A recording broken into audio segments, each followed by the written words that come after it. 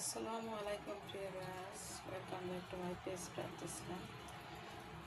তো আমি এখন কিছু সামান্য কিছু কথা বলবো, আপনাদের সাথে শেয়ার করছি। আগে দেখাচ্ছি কী রান্না করছি। এখন মাঝে সকাল 7:26, তাহলে আমি উঠছি কখন। এটা হচ্ছে ডিম ছিল, রাত্রে ছেলেকে ভেজে দিয়েছি, 3টা ছিল, রান্না করেছি। সাথে একটু দুপুর দিয়ে ঝোল করে দিলাম, যাতে অনেক গরম। হচ্ছে ভাত রান্না করেছি,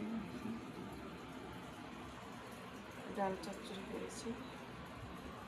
তো এখন আমি বলছি যে মা কাকে বলে। আমি রাতে 2টার দিকে শুয়েছি, আমি 5:30টার দিকে উঠেছি। আগুন থাকে না, গ্যাস থাকে না, তো আল্লাহর মতো আজকে গ্যাস পেয়েছি। কিন্তু ওই ঘরে ঘরে আমার বারবার একটু জায়গায় দেখি যে কয়টা বাজলো। এই হচ্ছে মা। ছেলে অফিসে যাবে, কী খাবে, কী নিয়ে যাবে। কারণ কালকে আমি ওই যে শুক্রবার দিন গরু মাংস রান্না করছিলাম, আর আলু ভর্তা করছি, ডাল ছিল। এখন ভাবছি ওগুলো তো শেষ, কী নিয়ে যাবে। দেখেন, এগিয়ে বলে মা।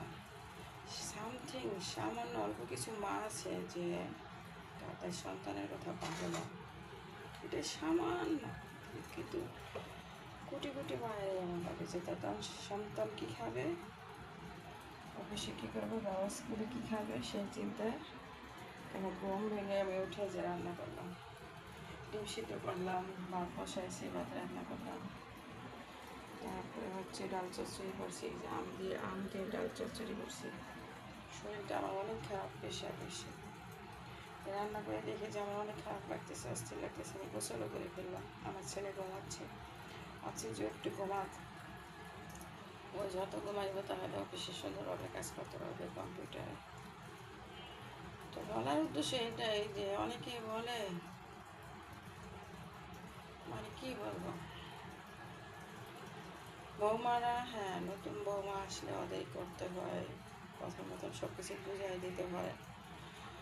তারপরে ছোটো মানুষ থাকে, এটা সব কিছু নিজেকে সামঞ্জস্য করে অ্যাডজাস্ট করে নিতে হয়।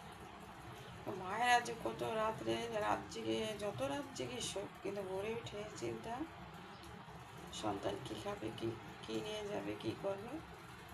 এই হচ্ছে মা। ঠিক আছে, রাখি। সবাইকে শুভ সকালে শুভেচ্ছা। আল্লাহ হাফেজ। আসসালামু আলাইকুম।